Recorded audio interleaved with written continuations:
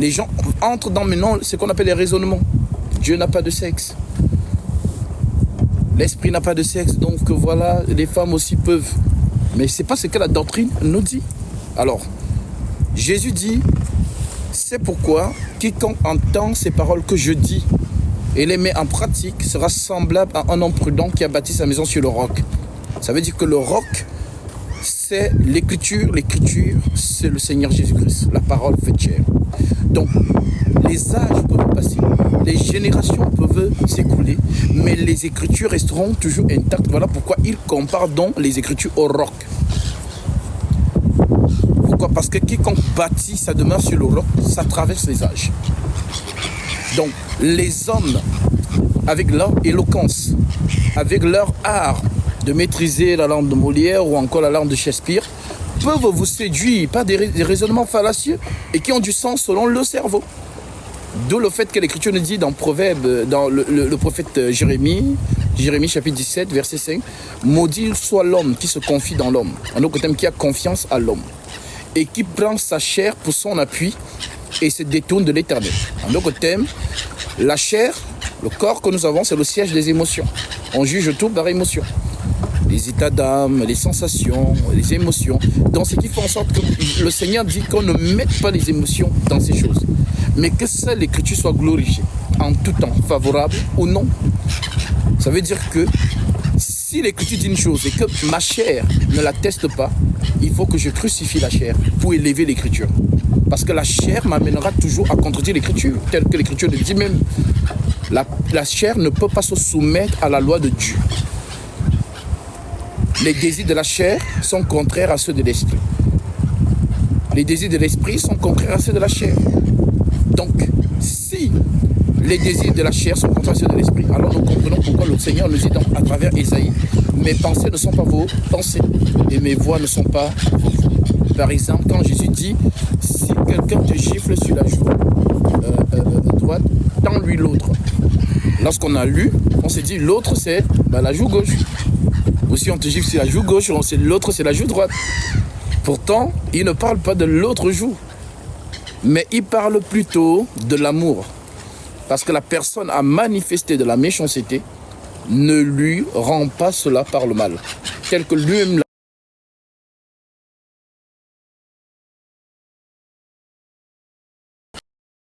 a reçu voilà, des insultes, on a percé ses mains, mais il a quand même trouvé la force de pardonner à la croix. Pardonne-leur car ils ne savent pas ce qu'ils font. Donc c'est ça l'autre en fait. Donc Jésus a employé beaucoup de paraboles comme ça. Aujourd'hui, les gens sont en train de s'embrouiller là-dessus. Alors je commence par là pour te faire donc comprendre que moi, je suis dans la continuité de l'enseignement des apôtres. Radicalement. Il est écrit avec moi. Le raisonnement n'a pas sa place. Voilà pourquoi Paul se charge de nous dire dans Colossiens chapitre 2 verset 8, prenez garde que personne ne fasse de vous sa proie par la philosophie, par une vaine tromperie, s'appuyant sur les traditions des hommes, sur les rudiments du monde et non sur Christ. Les rudiments du monde, c'est quoi? C'est ce que les gens appellent aujourd'hui théologie, ou école des prophètes. Il y a des gens qui disent, on a créé une faculté des prophètes, la théologie. Dans le Vatican, on parle plutôt de petits séminaires et de grands séminaires. Voilà pourquoi les prêtres, en général, ce sont des intellectuels. Pour être abbé, par exemple, c'est minimum bac plus 30. Donc, malgré les études qu'ils ont eu à faire, ils partent encore faire ce qu'ils appellent la haute théologie, en d'autres termes, le petit séminaire et le grand séminaire. Et dans ce petit et grand séminaire, on leur apprend la même chose, ce sont des récitations. Ça veut dire que là-bas, le Saint-Esprit ne prêche pas. C'est ce qui est écrit sur la catéchèse qu'on lit tous les jours, pendant 365 jours, voilà, deuxième année, le dimanche ordinaire de l'année B.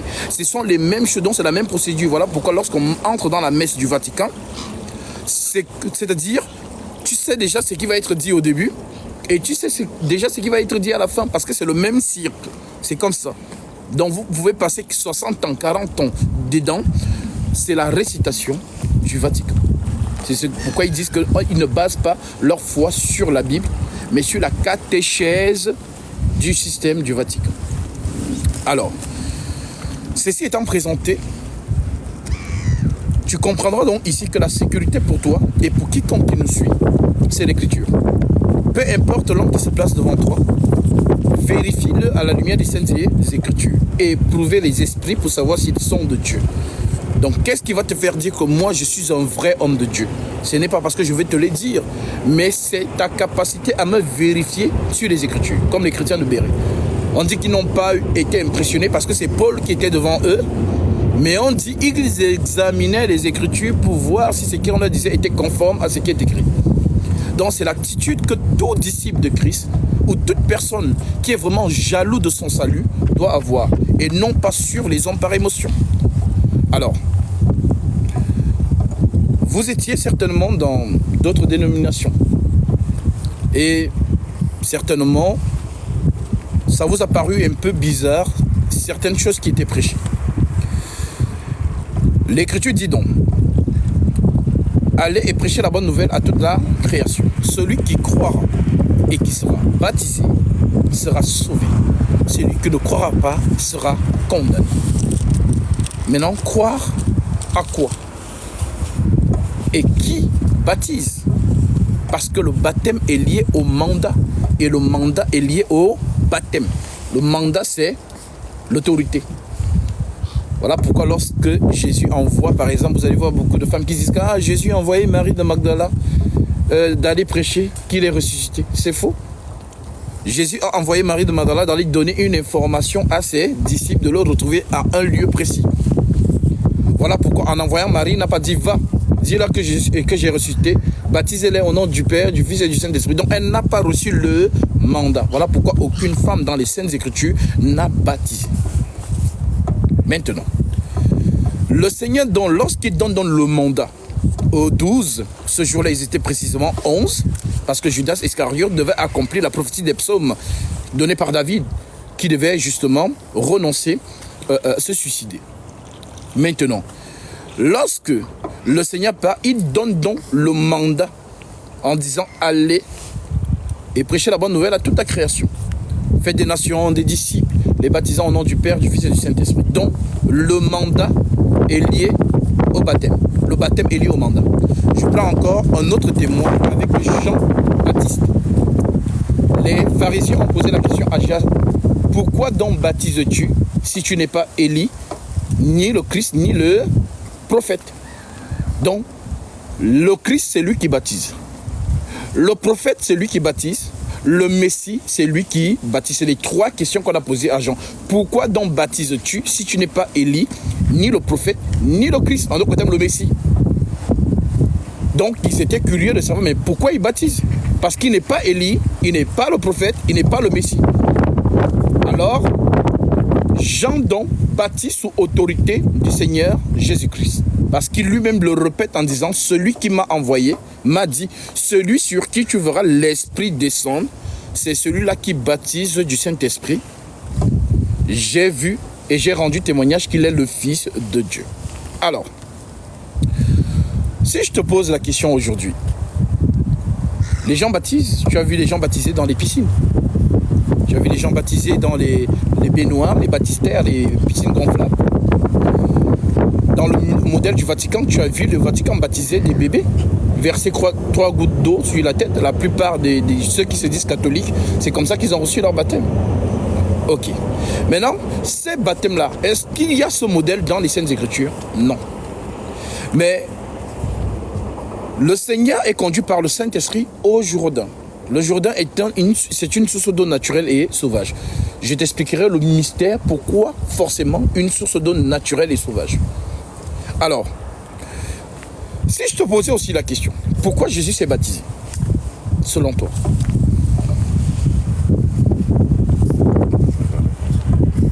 Alors,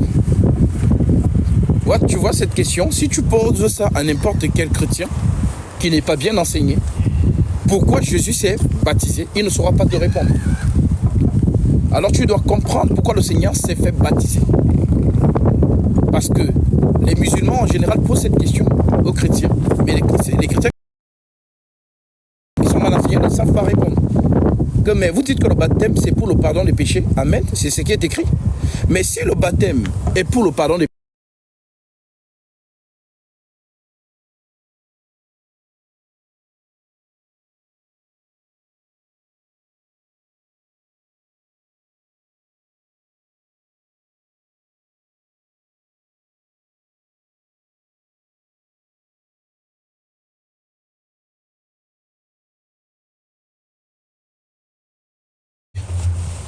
chapitre 16.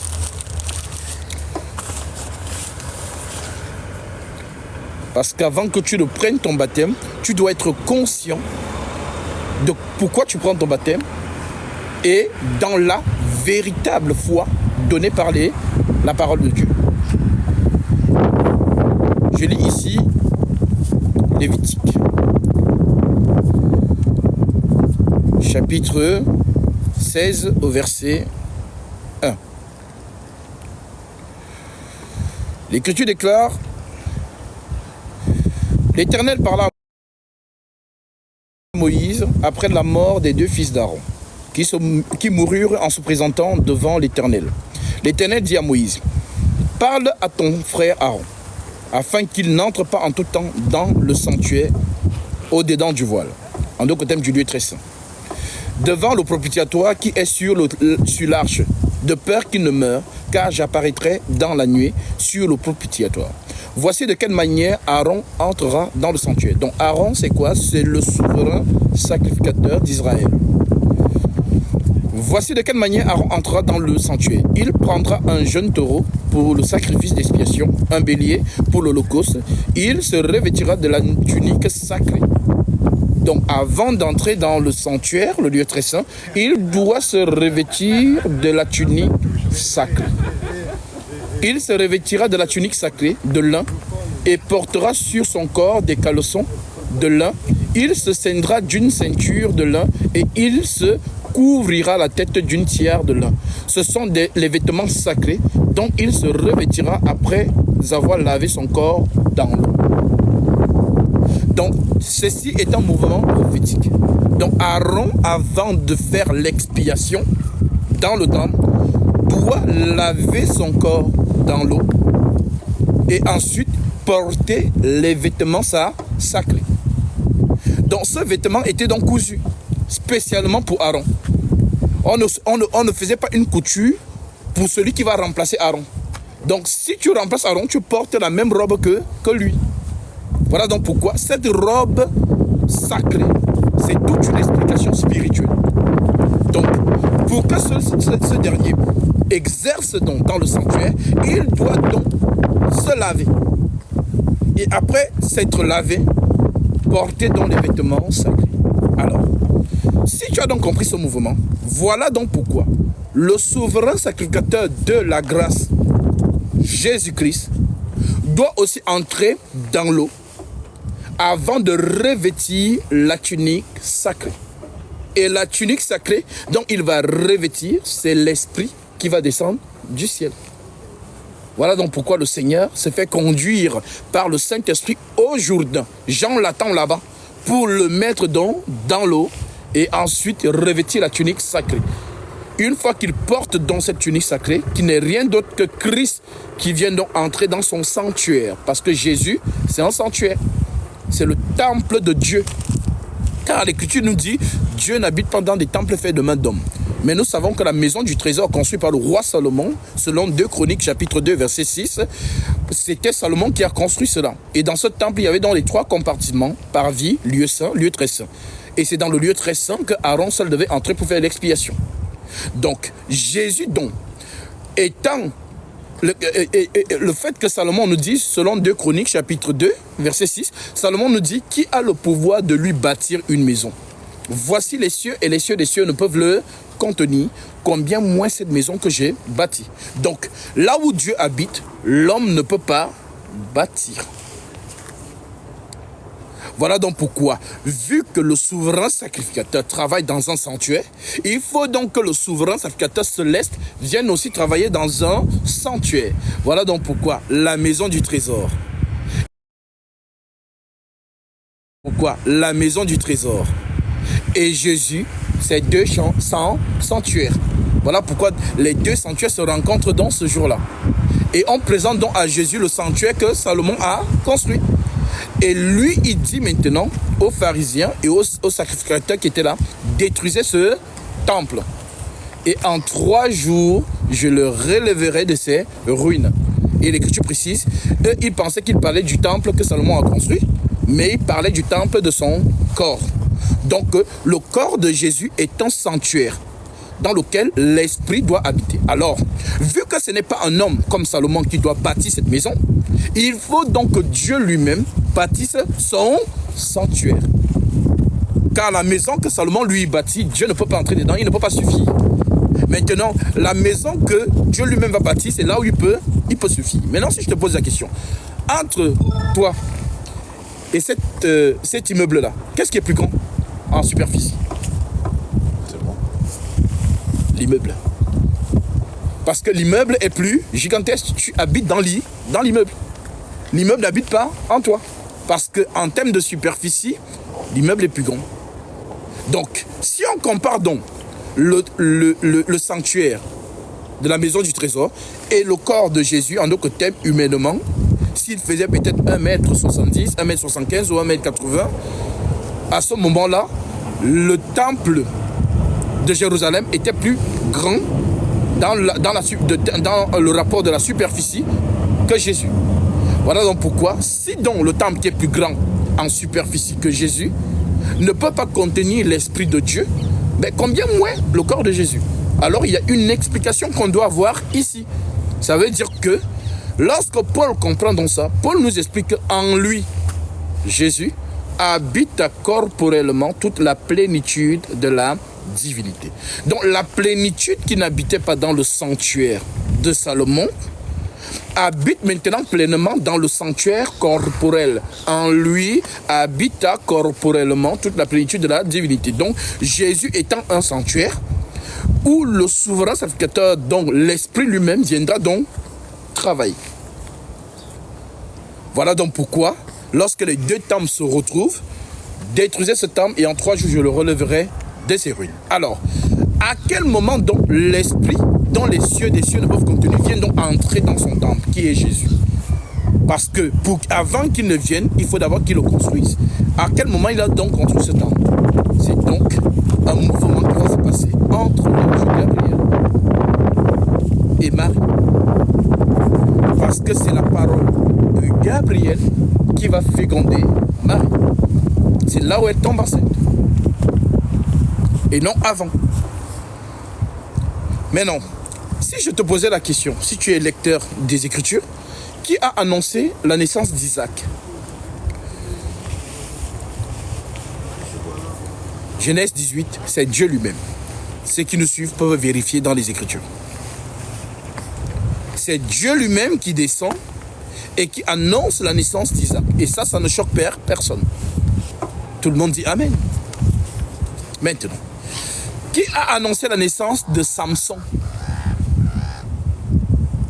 C'est toujours Dieu lui-même qui est descendu annoncer la naissance de Samson à sa mère et à Manoah, son mari. Alors, si c'est Dieu lui-même, à travers Isaac et à travers Samson, qui descend annoncer la naissance de ces deux enfants, alors pourquoi ça choque dans la grâce que Gabriel vienne annoncer la naissance de celui qui est plus grand que Samson, que Isaac? Donc la personne qui annonce la naissance de Dieu, c'est Dieu lui-même. Alors ça perd les gens parce que ils ont reçu un enseignement du Vatican. Donc ils voient Gabriel comme un ange quelconque. Voilà donc pourquoi celui qui parle avec Marie, c'est celui qui féconde Marie. Voilà donc pourquoi il est écrit, parce que le Coran c'est le mensonge qui imite. Il est écrit dans le Coran que nous lui avons envoyé Gabriel pour lui faire don d'un fils pur. Mais nous savons que humainement, pour faire don, c'est-à-dire pour enceinte une femme, il faut coucher avec elle, humainement, biologiquement. Mais maintenant, ici, Gabriel, esprit, parle à la Alma, en d'autres termes, à la Vierge. Et la Vierge conçoit. Ça, c'est un mystère qui trouble tous les petits chrétiens qui n'ont pas la connaissance. ça trouble. Parce que c'est nouveau. Personne n'a prêché ça. Donc, on vient tout juste, le monde vient tout juste de fêter Noël. Qu'est-ce qu'on remarque sur les sapins? Le sapin, on met la crèche en bas, n'est-ce pas? Voilà, on met Joseph, Marie et le petit enfant, avec les animaux, la crèche. Mais qu'est-ce qu'on met tout en haut? L'étoile. Maintenant, et eux-mêmes, ils ne comprennent pas, mais pourquoi l'étoile est tout en haut et l'enfant en bas? Pourtant, Jésus nous dit, celui qui vient du ciel est plus grand que celui qui est sur la terre. Donc, l'étoile qu'eux, ils mettent sur le sapin, pour eux, c'est l'étoile qui sort la nuit. Ça veut dire, quand on dit une étoile, ça veut dire que l'étoile, c'est l'étoile de la nuit. Comme les mages ont dit, où est le roi des Juifs qui vient de naître? Car nous avons vu son étoile. Et nous sommes venus pour la dorer. Donc, pour eux, les mages ont vu une étoile qui brillait dans la nuit. Genre l'étoile qu'on voit toutes les nuits qui sortent dans le ciel. Pourtant, ça n'a rien à voir. L'étoile dont on parle, c'est Gabriel. Donc les mages, Gabriel s'est montré aux mages. Et c'est lui qui les amène vers le roi. En autre terme, l'enfant n'est rien d'autre que l'ombre de la lumière. Voilà pourquoi Gabriel dit donc à Marie, la puissance du Très-Haut te couvrira de son ombre. Donc, l'enfant, c'est la silhouette de l'esprit. Un peu, lorsqu'on marche sous le soleil, la silhouette apparaît. Maintenant, est-ce que tu es plus rapide que ta silhouette? Ta silhouette et toi, vous êtes coordonnés. Tout ce que tu fais, ta silhouette fait la même chose. Maintenant, si on demande aux gens de t'identifier à travers ta silhouette, on ne pourra pas. Parce que en regardant ta silhouette, on ne saura pas si tu es blanc, si tu es noir. On n'aura aucun détail. Mais quand on te regardera dans la réalité, on verra tous les détails. C'est ça dont Jésus, il disait, mais les gens ne comprenaient pas. Ce que le Père fait, le Fils le fait pareillement. Donc, il parlait de l'esprit et de la silhouette. Donc, si le Père ressuscite les morts, le Fils aussi ressuscite les morts. Donc, en autre terme, tout ce qui est fait dans l'esprit, c'est ce qui est répercuté à travers lui. Donc, c'est un mystère que les gens n'ont pas compris. Alors, l'étoile, donc, qui est la lumière, parce que l'étoile, selon Apocalypse chapitre 1, l'étoile, c'est l'ange. Jésus lui-même s'identifie à cette étoile. Dans Apocalypse chapitre 22, verset 16, il dit, moi Jésus, j'ai envoyé mon ange pour vous attester ces choses dans les églises. Je suis la postérité de David, l'étoile brillante du matin. Donc, le matin ou l'aurore ou encore le jour, c'est la même chose. Donc, Gabriel, donc, qui apparaît aux mages, qui leur annonce la naissance du roi. Les mages, donc, je te posais la question. Alors, l'Écriture dit, Dieu ne fait rien sans avoir révélé son secret à ses serviteurs, les prophètes. Alors, quand Jésus est né, est-ce qu'un prophète était au courant?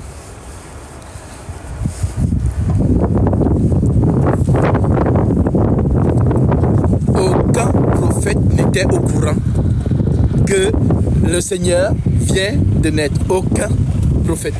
Maintenant, qui va avoir le signe? Les mages. Et les mages représentent quoi? Le monde occulte. Car Dieu interdit la magie. Deutéronome 18, verset 9. Dans le livre de Daniel, Nebuchadnezzar était entouré des mages, des magiciens, des chaldéens, des devins, des astrologues. Donc ceux qui ont la faculté de lire les étoiles ou les astres. Donc, le fait donc que les mages viennent, que Gabriel se présente, c'est l'Écriture qui dit ici, dans Hébreu, c'est Paul qui donne cette révélation. Il dit, lorsque il introduit de nouveau le nouvel-né dans le monde, le premier-né dans le monde, il dit que tous les anges de Dieu l'adorent. Voilà donc pourquoi le monde occulte doit se présenter. Et les anges célestes doivent aussi se présenter pour fléchir devant le roi. Voilà donc pourquoi on dit que ce jour-là, une multitude d'anges célestes rejoignit l'ange, le messager, et ils dirent, dans la cité de David, il vous est né un sauveur. Donc, ils ont donc glorifié le Seigneur et l'adoré, donc adoré l'enfant. Voilà donc pourquoi cet enfant-là n'est rien d'autre que le sanctuaire dans lequel le sang va donc être expié. Alors, celui qui est donc venu entrer le jour que Jean le baptise, c'est celui-là donc qui va donc prendre l'agneau et l'amener à la croix. Parce que Jésus n'a pas pris le couteau et s'est égorgé lui-même. Aaron égorgeait les animaux. C'est ce qu'on peut reprendre dans le livre de Hébreux, chapitre 10, Hébreux, chapitre 9, que je vais lire.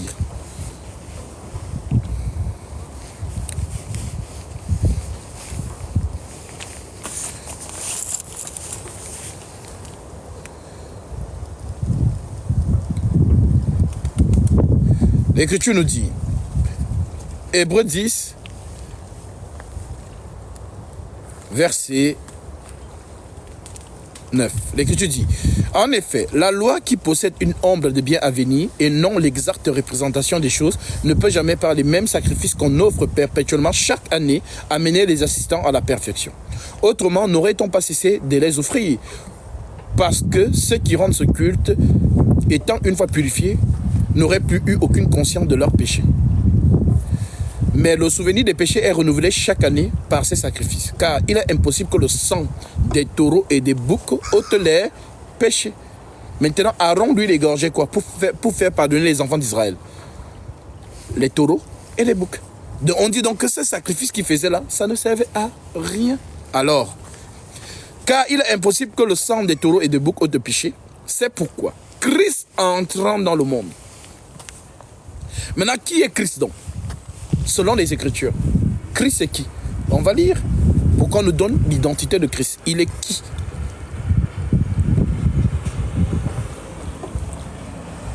Romains, chapitre 9, verset 5, verset 2 à 5. L'Écriture dit,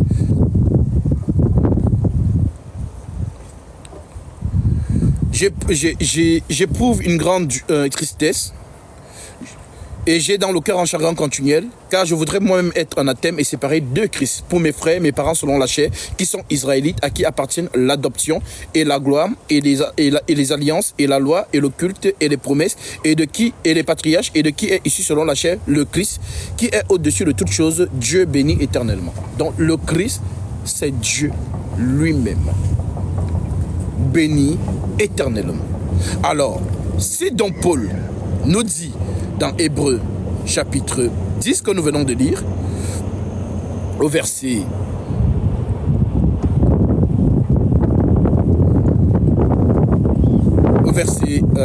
4, car il est impossible que le sang des taureaux et des boucs ôte le péché, c'est pourquoi Christ entrant dans le monde, c'est pourquoi Dieu entrant dans le monde. C'est la même expression qu'il reprend dans 1 Timothée 3,16. Le mystère de la piété est grand. Dieu a été manifesté en chair, justifié par l'esprit, vu des anges, prêché aux gentils, cru dans le monde, élevé dans la gloire. Donc le Dieu esprit se manifeste en chair. C'est ça le mystère de la piété que les apôtres nous ont enseigné. Alors, car il est impossible que le sang des taureaux et des boucs ôte le péché.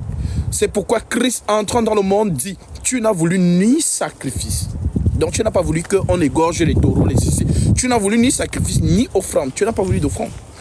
Mais tu m'as formé un corps. C'est donc là que je vais donc t'expliquer pourquoi tu es là aujourd'hui pour prendre ton baptême. Tu n'as voulu ni sacrifice, ni offrande, mais tu m'as formé un corps. Alors, pourquoi l'esprit doit former le corps? Parce que l'esprit est immatériel. Et il y a une condition pour sauver et pour pardonner les péchés. La condition pour sauver et pardonner les péchés, c'est le sang. Conformément à Hébreux chapitre 9, verset 22, que je vais lire. Aujourd'hui là, on dirait qu'on a augmenté le volume du front. Actes chapitre 9, verset 22. L'Écriture nous dit: et presque tout d'après la loi est purifié avec du sang. Et sans effusion de sang, il n'y a point de pardon. Donc le sang, c'est obligé pour qu'il y ait pardon des péchés. Voilà donc pourquoi l'esprit est immatériel. L'Écriture nous dit: Dieu est esprit. Donc un esprit n'a pas de chair, n'a pas d'os. Donc s'il n'a pas de chair, n'a pas d'os, il n'a donc pas le sang. Et s'il n'a pas le sang, il n'y a point de pardon. Alors l'esprit donc pour pardonner va donc devenir homme. Parce que c'est dans la chair humaine qui est dans le sang. Voilà pourquoi l'Écriture dit: il a porté un corps semblable à l'homme. Romains chapitre 8 à partir du verset 1. Donc, cet esprit qui s'incarne donc, qui devient homme, c'est donc le sang qui va émaner de cet homme, qui va donc pardonner tes péchés. Voilà donc pourquoi tu dois comprendre qu'il n'y a pas de trois dieux en un, selon l'enseignement du Vatican qui a été répertorié par tous ceux qui disent qu'ils sont dans les églises réveillées. C'est un faux enseignement. Nous enseignons le mystère de la piété. Dieu manifesté en chair. En grec, théos. Donc, le Dieu tout-puissant, selon Ésaïe chapitre 44, il est clair.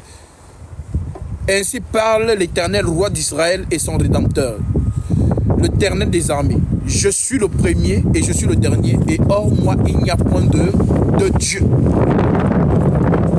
Nous adorons le schéma Israël, Adonai, Adonai et Had, Dieu unique. Il n'y a pas de trois divinités qui se sont mis d'accord pour venir sauver les hommes, ou bien un autre Dieu qui a envoyé un autre Dieu sauver les hommes. Ça n'existe pas. C'est un faux enseignement du Vatican qui a traversé les âges.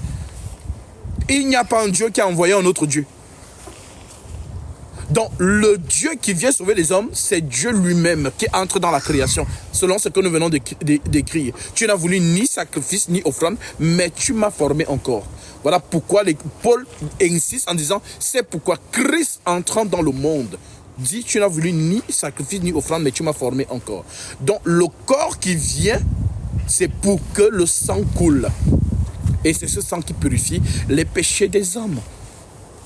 Alors, le fait que tu crois, selon Jean chapitre 8, verset 24, Jésus dit, tu meurs dans ton péché. Si tu ne crois pas ce qu'il est, c'est ça qui est écrit. Vous mourrez dans vos péchés si vous ne croyez pas ce que je suis. Alors, il est quoi? Il est le seul vrai Dieu tout-puissant, manifesté en chair, pour le salut de quiconque croit, au travers du sacrifice de son corps, par le sang qui a coulé pour purifier tes péchés. Parce que ce sang te permet d'être invisible à la colère divine. C'est donc le langage que Dieu apprend pour te parler de Exode 12, 12. On dit qu'ils ont sacrifié l'agneau le soir, entre les deux soirs. Ils ont pris le sang de cet agneau et ils ont mis sur le linteau de la porte.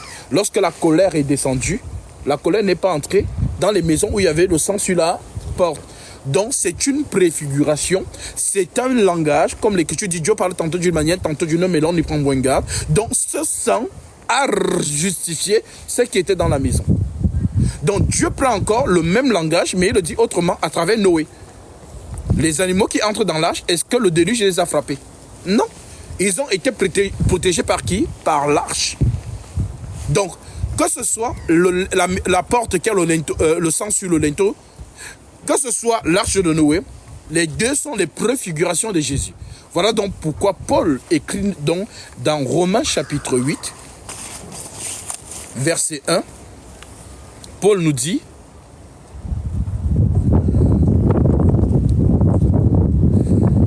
Romains 8, verset 1, l'Écriture dit, il n'y a maintenant aucune condamnation pour ceux qui sont en Jésus-Christ. Donc maintenant, toi, tu veux entrer en Jésus. Entrer en Jésus, c'est être couvert de son sang. Parce que lorsqu'on est dans le sang de Jésus, on est invisible à la colère divine. Car la colère divine déclare, tous ont péché et sont privés de la gloire de Dieu. Alors, comme tous ont péché et sont privés de la gloire de Dieu, il y a donc un homme qui est donc venu porter les transgressions des hommes qui a subi l'humiliation à notre place. On l'a fouetté à notre place. On a percé ses mains et ses pieds à notre place. On l'a humilié à notre place. Voilà donc pourquoi il est digne de recevoir l'adoration. Je vais te dire ça tout à l'heure. Il n'y a donc maintenant aucune condamnation pour ceux qui sont en Jésus-Christ. En effet, la loi de l'esprit de vie en Jésus-Christ m'a affranchi de la loi du péché et de la mort. Car chose impossible à la loi parce que la chair la rendait sans force. Car Dieu a condamné le péché dans la chair en envoyant à cause du péché son propre fils dans une chair semblable à celle du péché. Et cela afin que la justice de la loi fût accomplie en nous qui marchons non selon la chair mais selon l'esprit. Ceux en effet qui vivent selon la chair s'affectionnent aux choses de la chair. Tandis que ceux qui vivent selon l'esprit s'affectionnent aux choses de l'esprit.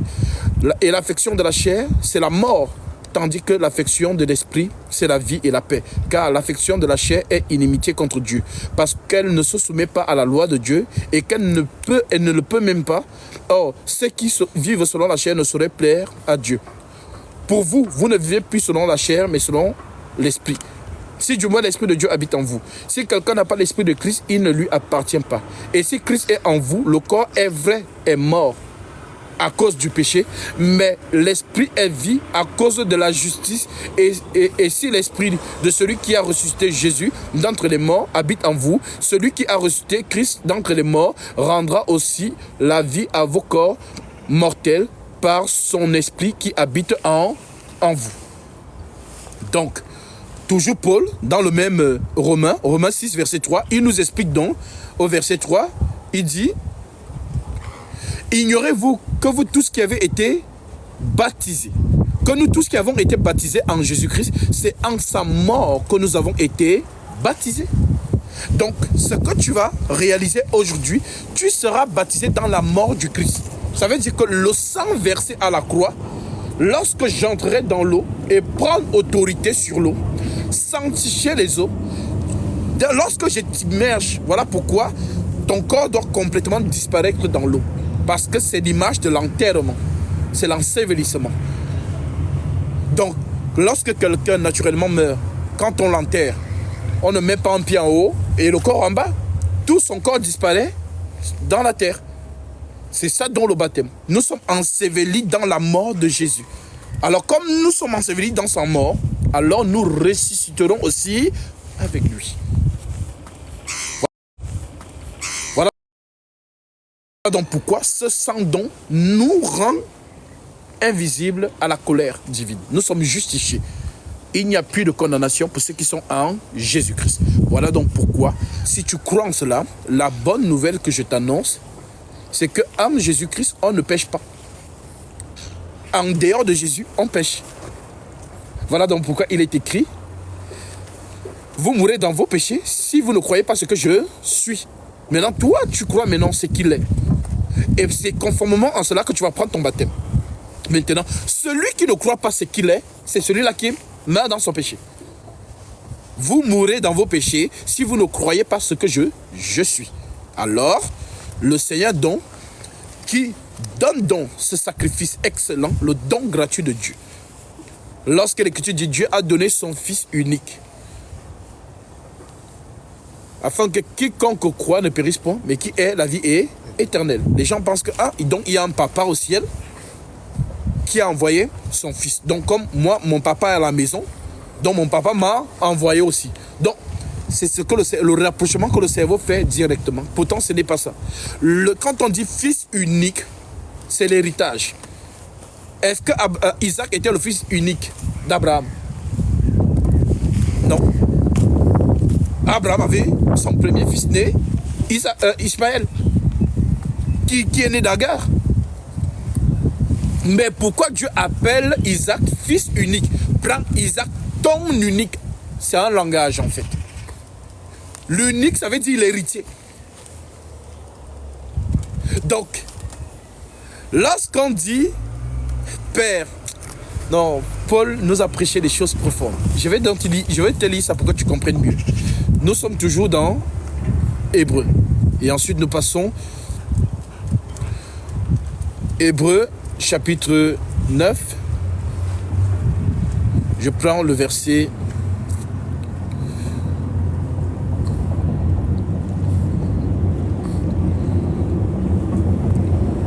Alors, je prends le verset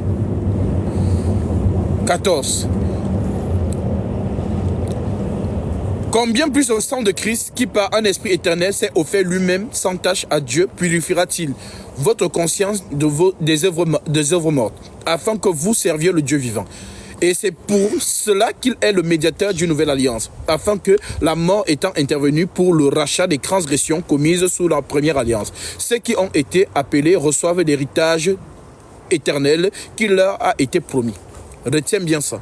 Reçoivent l'héritage éternel qui leur a été promis. Car là où il y a un testament, il est nécessaire que la mort du testateur soit constatée. Un testament, en effet, n'est valable qu'en cas de mort, puisqu'il n'a aucune valeur tant que le testateur vit.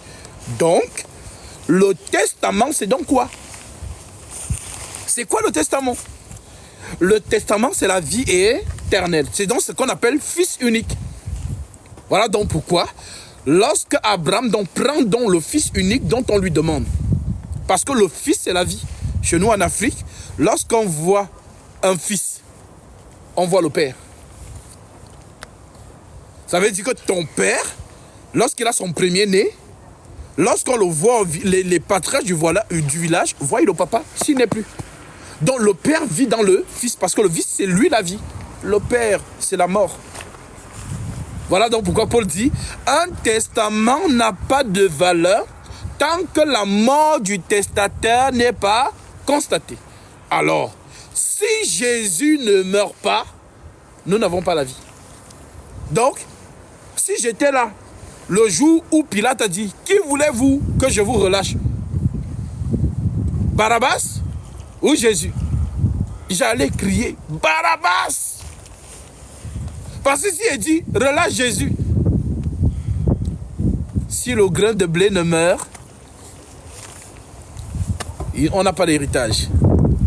Mais les gens, quand ils regardent le film, voilà, ils pleurent. Oh non, ils sont méchants. Non, tu ne pleures pas. Sois dans la joie, parce que sa mort, c'est notre vie.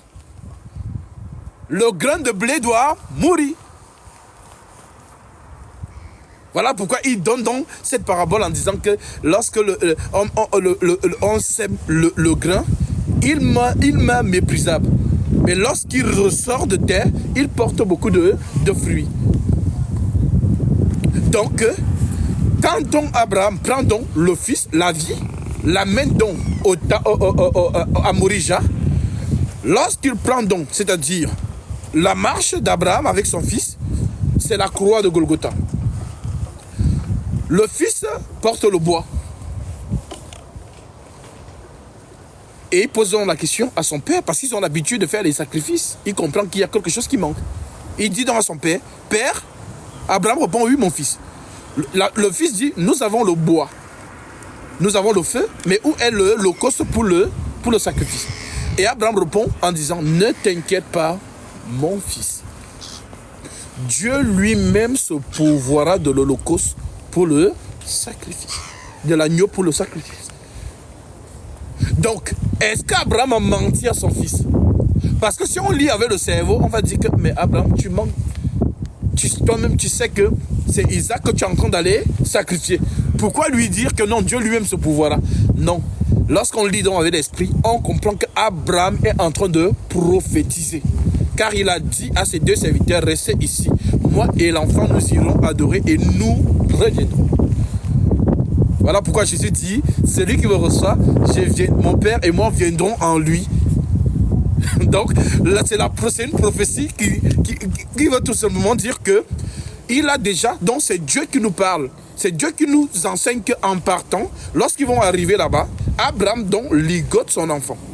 Comme Ésaïe nous dit que Jésus a été puni par Dieu.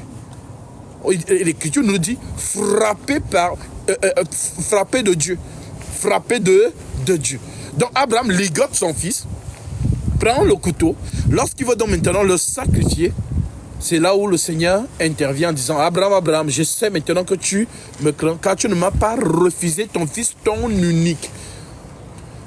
Abraham maintenant tourne. Qu'est-ce qu'il voit? Un bélier. Dieu a donc pourvu l'agneau pour l'holocauste. Il prend le bélier, il détache Isaac. Et il sacrifie le bélier. Maintenant, comment on appelle le grand agneau? Un agneau qui est devenu grand, comment on l'appelle? C'est le bélier. Le petit bélier, c'est ce qu'on appelle agneau. Le grand agneau, c'est ce qu'on appelle bélier. Donc, ce jour-là, si on nous disait c'est l'agneau, à ce moment-là, la prophétie allait être ambiguë. Mais comme c'est le bélier qui est retenu par les cornes à travers le buisson, Abraham prend le bélier, donc le père de l'agneau. Donc, en réalité, le bélier, c'est qui? Le bélier, c'est Abraham, le père. Voilà donc pourquoi Abraham prend le bélier et le sacrifie sur l'autel. Et ce jour-là, est-ce que Isaac est mort? Non. Isaac est reparti avec son père. Mais le bélier est mort. Donc Abraham est mort. Pourquoi? Pour que la vie, parce que le fils c'est la vie. Voilà donc pourquoi l'héritage des saints, c'est la vie éternelle. C'est ce qu'on appelle donc fils dans le langage prophétique. Qui n'a rien à voir avec ce que les gens ont prêché depuis toutes ces générations. Ils n'ont pas compris les lettres de Paul. Alors oui mon frère, après avoir entendu ceci, est-ce que tu es convaincu dans ton cœur? Amen. Alors, l'eau que tu vois, c'est ce qu'on retrouve au commencement. L'Écriture nous dit au commencement, l'Esprit de Dieu se mouvait au-dessus des eaux. Donc l'eau était au début de toute chose. En d'autres termes, l'eau n'est que le reflet de l'Esprit. Et l'Esprit, c'est le reflet c'est l'eau. Donc, c'est deux mondes, deux langages. Voilà pourquoi Jésus, lorsque Nicodème vient le voir, Nicodème lui dit, nous savons que tu es un docteur venu de Dieu, car personne ne peut faire les choses que tu fais si Dieu n'est pas venu. Maintenant, Jésus coupe court parce qu'il sait ce qu'il veut. En venant la nuit, il est venu en cachette. En journée, les gens allaient voir que, mais comment un docteur de la loi vient poser des questions à Jésus? Mais il vient la nuit parce qu'il sait que personne ne va le voir. Alors il dit à Jésus, Jésus lui dit, si tu ne nais de nouveau, tu ne peux entrer dans le royaume des cieux. Si un homme ne naît d'eau et d'esprit, il ne peut entrer dans le royaume des cieux. Donc l'eau et l'esprit, c'est ce qu'on retrouve au commencement. Au commencement, l'Esprit de Dieu se mouvait au-dessus des eaux. Alors, Jésus lui fait donc comprendre que la manière dont tu es né sur terre, c'est de la même manière que tu dois naître pour entrer dans le royaume des cieux. Maintenant, sur terre, qui t'a mis au monde? C'est une femme. Et quand tu étais dans le ventre de cette maman, tu étais dans une poche qu'on appelait le placenta. Et dans cette poche était gorgée d'eau qu'on appelle le liquide amniotique. Donc, lorsqu'on regarde ça mystiquement, on se dit, mais attends, mais comment c'est possible? L'enfant, pour ceux qui ont déjà eu l'occasion de voir un placenta enlevé du ventre d'une maman, l'enfant est dans l'eau. Et c'est mystique. On se dit, mais comment il fait pour respirer? Donc, voir ça, c'est Genèse 1. La terre dans les eaux. Car tout provient de l'eau. Que les eaux qui sont en bas s'amassent en un même lieu et que le sec paraisse. Donc, pour que le sec vienne à la surface, il faut que l'eau se sépare. Voilà donc pourquoi la femme, lorsqu'elle enclenche naturellement la naissance, elle perd les os. Et lorsqu'il y a perte des os, on sait naturellement que la grossesse, la naissance a commencé. Voilà donc pourquoi vous voyez souvent les couples sont souvent pressés. Elle a perdu les os. On est agité parce que la naissance a commencé. Donc la première étape de la nouvelle naissance, c'est quoi? C'est la perte des os. La deuxième étape, elle est en souffrance. C'est la perte du sang. Et la troisième étape, c'est lorsque l'enfant sort de son ventre, il reçoit l'oxygène dans ses poumons. Et il commence donc à respirer autonomement. C'est ce qui enclenche le pleur en lui. En d'autres termes, l'oxygène qui valide sa naissance. Donc, le pleur de l'enfant, c'est l'oxygène qui parle, qui rend témoignage qu'il est vivant. Mais si l'oxygène ne vient pas valider sa naissance, il est déclaré cliniquement mort-né. Alors, si vous n'avez pas compris naturellement la naissance, comment vous allez la comprendre spirituellement? Non. Voilà donc pourquoi, au temps dont nous sommes nés naturellement, Autant Jésus dit à Nicodème, si un homme ne naît d'eau et d'esprit, il entrera dans le royaume des cieux. Alors Jésus a donc venu accomplir cela. Donc, la femme qui devait enfanter avec douleur, c'était qui? C'est Ève? Ou c'est nos femmes qui sont à la maison, nos mamans? Non. La femme qui devait enfanter avec douleur, c'est une prophétie qui concerne Jésus. Et il a enfanté avec douleur. Parce que le jour où il a enfanté, on dit que l'eau et le sang sont sortis de son côté. Et l'eau et le sang, c'est le symbole de la naissance. Parce que la femme perd les os et elle perd le sang lorsqu'elle est en travail. Voilà donc pourquoi ce jour-là, nous n'allons pas voir l'oxygène. On va seulement voir l'eau et le sang qui sortent de son côté. Mais nous allons donc voir l'oxygène, que j'appelle ici l'esprit de vie, le jour de la Pentecôte. C'est là donc que l'esprit descend, et c'est depuis ce jour-là qu'on parle de l'église sur la terre des hommes. Repentez-vous car le royaume des cieux est proche. Alors, vu que le royaume est donc sur terre, il faut donc qu'on vienne entrer. Mais on entre donc comment? Parce qu'on doit naître dans 3 procédures. 1 Jean 5, verset 7. Il y en a 3 qui rendent témoignage. L'esprit, l'eau et le sang, et les 3 sont d'accord. Voilà donc pourquoi lorsque le Saint-Esprit vient le jour de la Pentecôte, il prononce les 3 choses. Repentez-vous, ça veut dire croire. Et que chacun de vous soit baptisé au nom de Jésus-Christ pour le pardon de vos péchés. Deuxième chose. Et vous recevrez le don du Saint-Esprit. Troisième chose. Donc les 3 doivent s'accomplir en vous.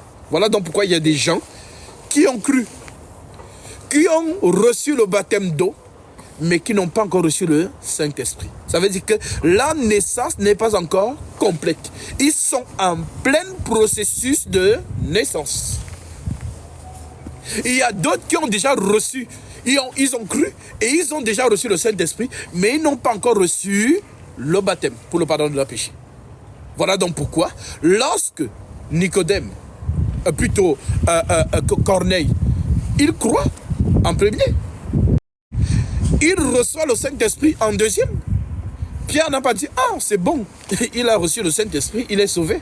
Mais Pierre dit, peut-on refuser l'eau du baptême à ceux qui ont reçu le Saint-Esprit aussi bien qu'à nous? Et il ordonna qu'ils fussent baptisés au nom du Seigneur Jésus. Pour que les 3 éléments s'accomplissent.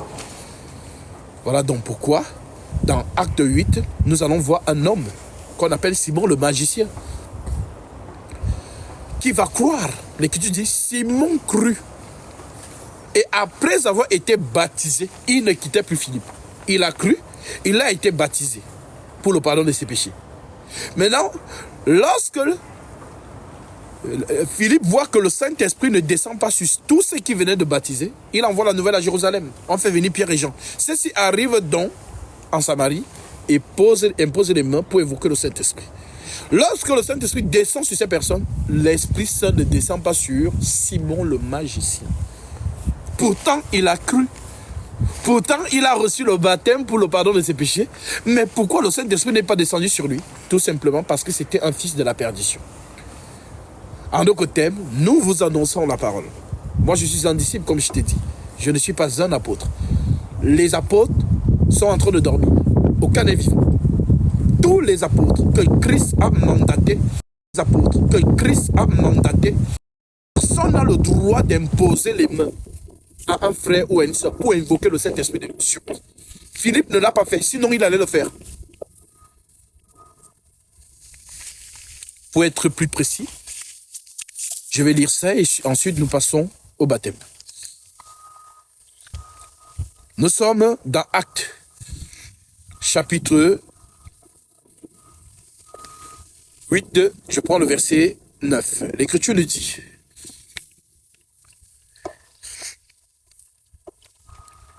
il y avait auparavant dans la ville un homme nommé Simon, qui se donnant pour un personnage important, exerçait la magie et provoquait l'étonnement du peuple de la Samarie. Tous, depuis le plus petit jusqu'au plus grand, l'écoutaient attentivement et disaient, celui-ci est la puissance de Dieu, celle qu'on appelle la grande. Celle qui s'appelle la grande. Il écoutait attentivement parce qu'il les avait longtemps étonnés par ses actes de magie. Mais quand il eut cru à Philippe, qui leur annonçait la bonne nouvelle du royaume de Dieu, de Dieu et du nom de Jésus-Christ, hommes et femmes se firent baptiser. Simon lui-même crut. Et après avoir été baptisé, il ne quittait plus Philippe et il voyait avec étonnement les miracles et les grands prodiges qui s'opéraient.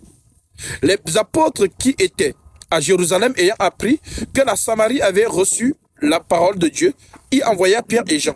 Ceux-ci, arrivés chez les Samaritains, priaient pour eux afin qu'ils reçussent le Saint-Esprit, car ils n'étaient encore descendus sur aucun d'eux. Ils avaient seulement été baptisés au nom du Seigneur Jésus. Donc, c'est Philippe qui a enseigné. C'est Philippe qui les a baptisés. Quand Philippe constate donc qu'ils n'ont pas reçu le Saint-Esprit, Philippe aurait pu improviser pour imposer les mains sur eux. Mais Philippe sait qu'il n'est qu'un disciple comme Gatsby. Voilà donc pourquoi il n'improvise pas et envoie la nouvelle à Jérusalem. Et là, Pierre, qui est le plus âgé des apôtres, et Jean, qui est le plus jeune des apôtres, viennent donc imposer les mains sous l'autorité que Christ leur a donnée. Car ils n'étaient encore descendus sur aucun d'eux. Ils avaient seulement été baptisés au nom du Seigneur Jésus. Alors Pierre et Jean leur imposaient les mains et ils reçurent le Saint-Esprit. Lorsque Simon vit que le Saint-Esprit était donné par l'imposition des mains des apôtres, il a ouvert l'argent en disant « Accordez-moi aussi ce pouvoir, afin que celui à qui j'imposerai les mains reçoive le Saint-Esprit. » Mais Pierre lui dit « Que ton argent périsse avec toi. Puisque tu as cru que le don de Dieu s'acquérait à prix d'argent, il n'y a pourtant ni part ni lot dans cette affaire, car ton cœur n'est pas droit devant Dieu. » Mais attends, il vient de croire. Il vient de prendre son baptême. Comment ça, son cœur n'est pas droit devant Dieu? C'est là où tu comprends que les fils de la perdition aussi peuvent croire et venir prendre leur baptême. Mais ils ne recevront pas le Saint-Esprit. Ils ne recevront pas le Saint-Esprit. Donc, Pierre donc dit, puisque tu as cru que le don de Dieu s'acquérait à prix d'argent, il n'y a pour toi ni part ni lot dans cette affaire, car ton cœur n'est pas droit devant Dieu. Repends-toi de ta méchanceté et prie le Seigneur pour que la pensée de ton cœur te soit pardonnée, s'il est possible. En autre terme, ce n'est pas possible. Car je vois que tu es dans un fiel amer et dans les liens de l'iniquité.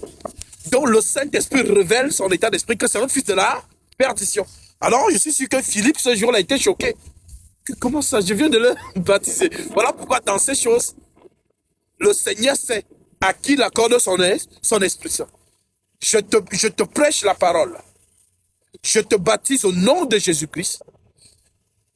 C'est lui maintenant qui donne l'Esprit Saint. Je n'ai pas le droit d'imposer les mains sur toi pour invoquer le Saint-Esprit. Alors, ceux qui ont eu l'occasion de regarder mes baptêmes, vous allez donc voir que il y a ceux, lorsque je les plonge, je les immerge dans l'eau, lorsque je les ressors de l'eau, ils reçoivent le Saint-Esprit et se mettent à dire des choses mystérieuses et l'esprit. En autre terme, l'Esprit Saint vient valider la essence, comme le bébé qui naît et qui se met à pleurer. Il y a d'autres que je mets dans l'eau, mais lorsqu'il ressort, rien ne se passe. À cela, qu'est-ce que je dis? Je dis, priez, tel que le Seigneur a dit. Vous qui êtes méchants et qui savez donner de bonnes choses à vos enfants, à combien plus forte raison le Père Céleste ne donnerait-il pas son Saint-Esprit à ceux qui le lui demandent? Ceux qui ont appliqué ce conseil, le Seigneur leur a donné son esprit. Et ils sont revenus vers moi. Gatsby, j'ai reçu le Saint-Esprit. Pourquoi? Parce que le Seigneur connaît ce qui lui appartient. 2 Timothée 2,19. Néanmoins, le solide fondement de Dieu reste debout avec ses paroles qui lui servent de sceau. Le Seigneur connaît ce qui lui appartient. Donc, ce qui appartient au Seigneur, le Seigneur accordera toujours son Esprit Saint. C'est lui qui fait les choses selon son bon vouloir. Ceux qui reçoivent instantanément à l'eau du baptême, gloire à Dieu. Ceux qui le reçoivent après, gloire à Dieu. Ceux qui le reçoivent même avant, gloire à Dieu. Donc voilà un peu la précision que je voulais t'apporter pour te dire que dans ces choses, beaucoup de fausses doctrines ont été enseignées depuis des générations. Le Seigneur suscite dans ce ministère pour venir nettoyer tout ça et remettre la sainte doctrine des apôtres telle qu'ils l'ont prêchée. Voilà donc pourquoi ton ami t'a certainement orienté vers moi, parce que lui-même a touché, je l'ai baptisé avant-hier, et puis tu es venu aujourd'hui écouter. Maintenant, si tu es convaincu, comme Philippe l'a dit à l'énigme que tu viens, si tu crois de tout ton cœur, cela est possible. Alors, est-ce que tu crois? Alors, nous allons aller donc au lieu du baptême, que le Seigneur soit glorifié.